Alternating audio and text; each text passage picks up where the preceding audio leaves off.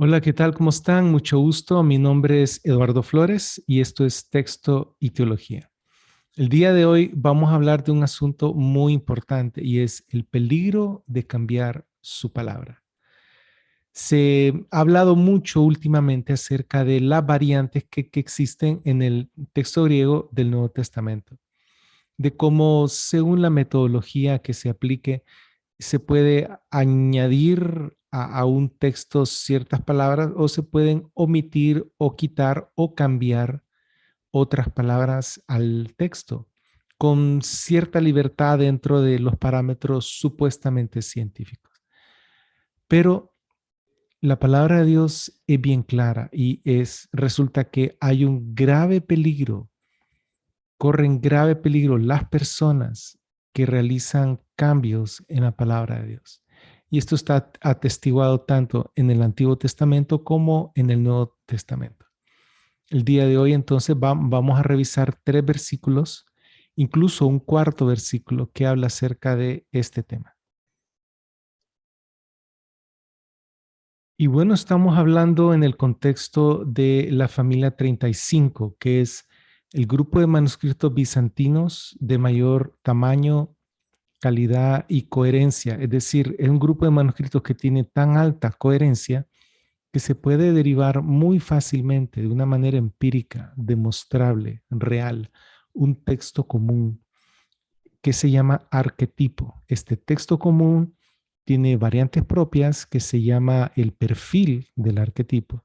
Y tanto el arquetipo de la familia como su perfil se ha comprobado que son independientes de los demás textos y es un texto que es antiguo. Así que con esto en mente vamos a estar hablando de este tema de la inspiración y la preservación. Ya llevo 2 videos.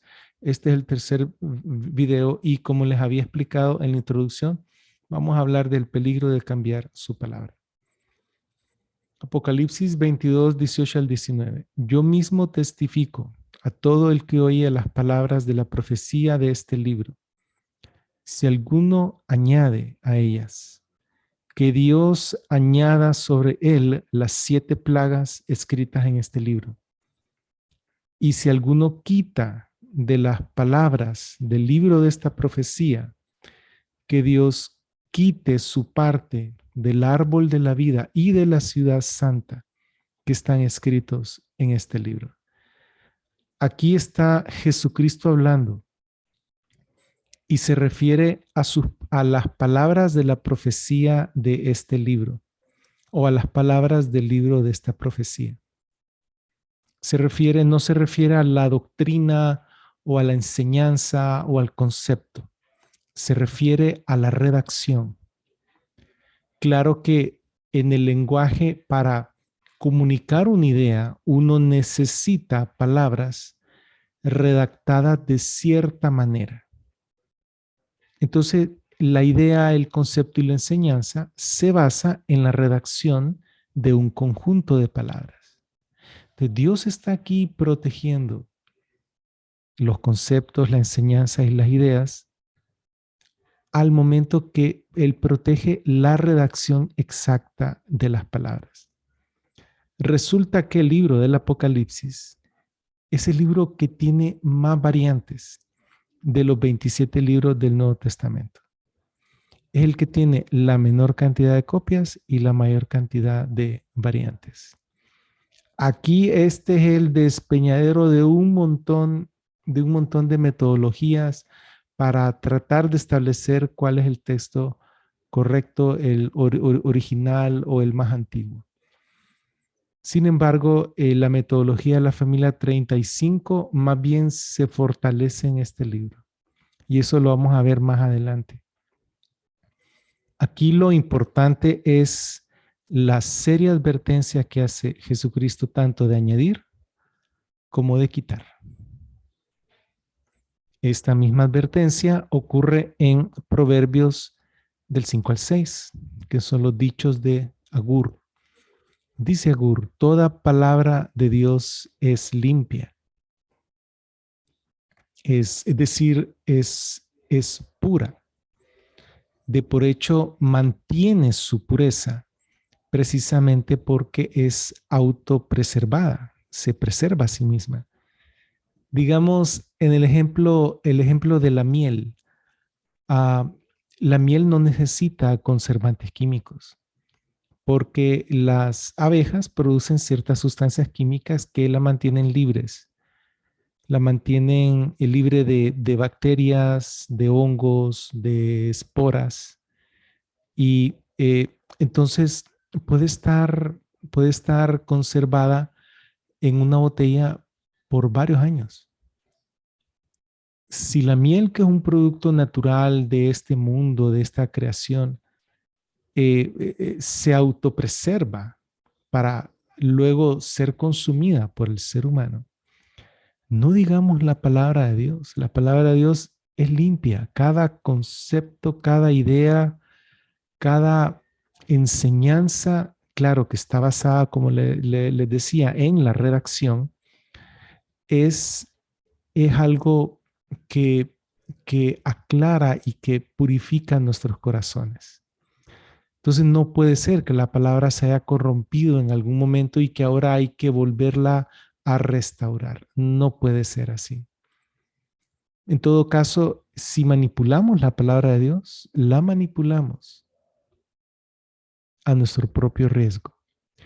Sigue diciendo aquí el pasaje. Él es escudo a los que en él esperan. No añadas a sus palabras. Otra vez, de nuevo sale en plural. Para que no te reprenda y seas hallado mentiroso.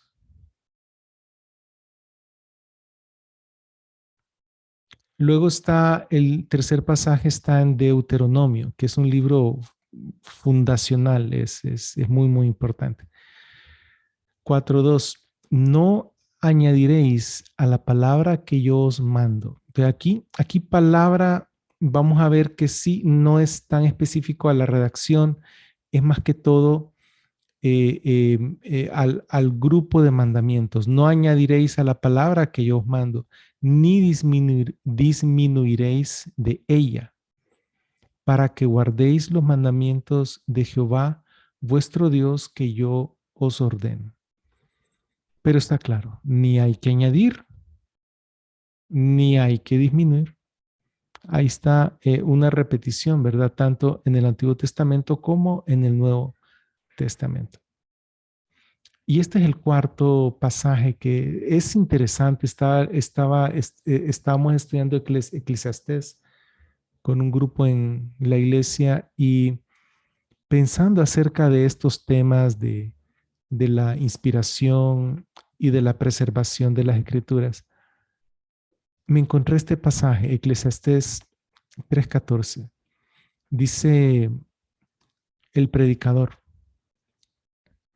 he entendido que todo lo que Dios hace será perpetuo. Ahora, pongámonos a pensar, Dios, que es inmutable, que es eterno, de hecho, Él vive por fuera del tiempo, Él vive en la eternidad. Desde la eternidad y hasta la eternidad es su misericordia. Él habita fuera del tiempo, ¿sí? Entonces, claro, todo lo que Dios hace será perpetuo. Esta creación va a pasar, cielos y tierra pasarán, dijo Jesucristo, mas mis palabras ciertamente no pasarán. Ahora, pasarán con respecto a que van a ser reformados. Por eso en Apocalipsis y en Isaías dice acerca de un cielo nuevo y una tierra nueva. También en segunda de Pedro. Entonces, pero es perpetua. La creación de Dios es para siempre. El infierno existe para siempre. Los seres humanos existen para siempre, igual que los ángeles. Y dentro de toda la creación, todo lo que Dios hace, ¿no incluye esto también su palabra? Ya que Él escogió hombres santos y lo guió para que le escribieran. A mí me parece que este pasaje se puede aplicar al asunto de la palabra de Dios y a su preservación. Dice sobre aquello, claro, es algo amplio, no, no solo se refiere a la palabra, no de todo lo que Dios hace. Sobre aquello no se añadirá, ni de ellos se disminuirá. Y lo hace Dios para que delante de Él teman los hombres.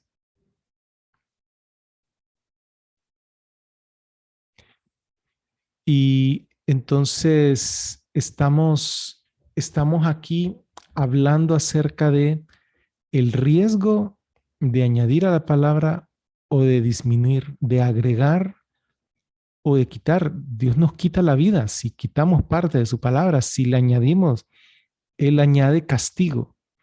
Y esto es algo serio.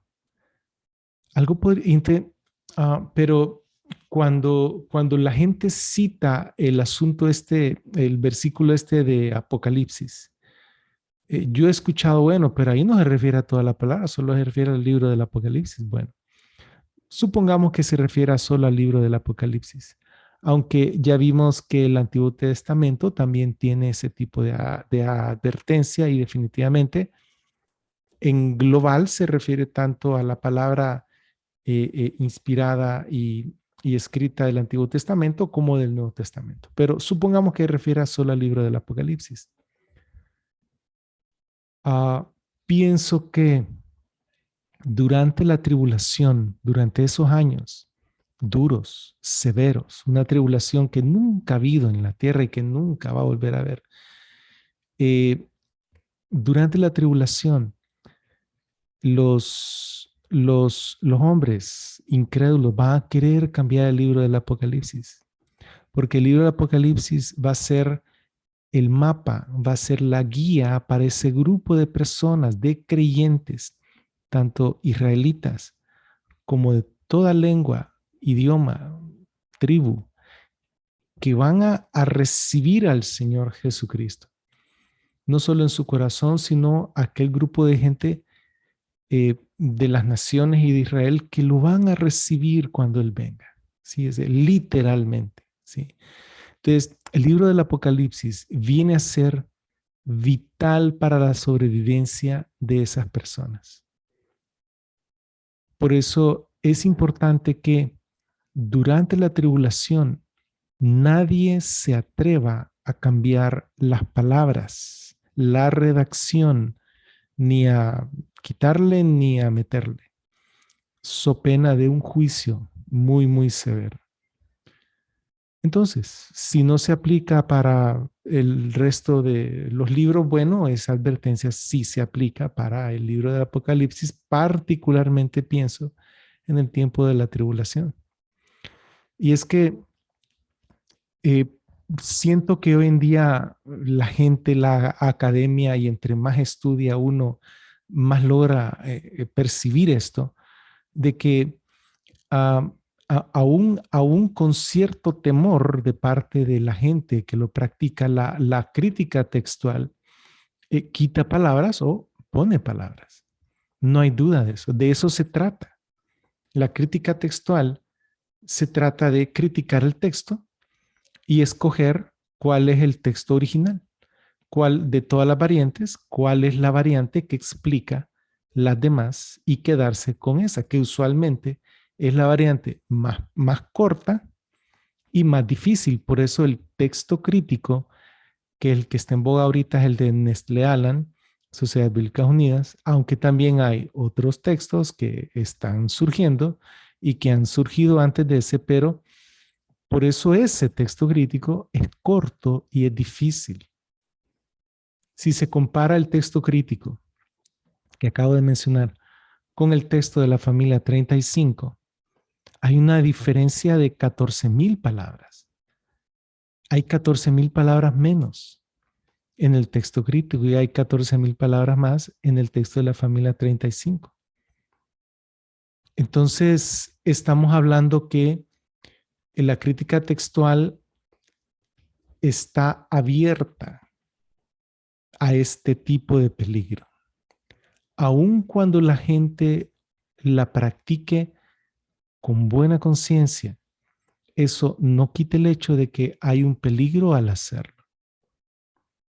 Y yo pienso y tengo fe que hay hermanos en Cristo que al ser educados por la academia actual tienen que poner en práctica la crítica textual porque es parte del programa, es parte de lo que se enseña hoy en día y es obligatorio. Y la enseñanza es rígida, tiene que ser así. Y si no es así, pues tiene que ser así. Entonces, moldean la mente de la gente. Pero si nos vamos a la escritura dice otra cosa. Jesús dijo, mis palabras no pasarán. Ni una tilde ni una jota pasará de la ley hasta que se cumpla. Y junto con eso pone que él dijo, mis palabras son vida y son espíritu. No solo de pan vivirá el hombre, sino de toda palabra que sale de la boca de Dios. Entonces, ¿cómo es posible que algo que sea vital para el ser humano pueda ser corrompido y algo tan sencillo como la miel se autopreserve? ¿O será que a Dios no le interesó nunca que su palabra fuera preservada? ¿Será que a Él solo le interesó inspirar los manuscritos originales, que son los autógrafos? Dios no protegió ese texto inspirado entonces. Entonces, con esta charla que estoy teniendo al final del video, quisiera llamar la atención. Existe, y estoy de acuerdo y no hay problema con esto, existe un problema de las variantes textuales. Ese problema existe, es real. Hay que abordar ese tema. Hoy en día tenemos mucha más información que éramos hace 500 años, incluso que Westcott y Hort hace 130 años, 140 era. Tenemos mucha más información que E.C. Caldwell hace 50 o 60 años, o que el mismo Kurt Allen. Tenemos bastante información. Somos la generación responsable de resolver este asunto antes que Jesucristo venga, porque ese texto de Apocalipsis tiene que estar correcto.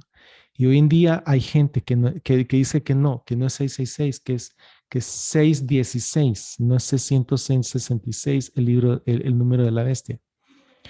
Y ese número es clave. La gente tiene que tenerlo claro para poder identificar la persona que está ahí, ¿verdad?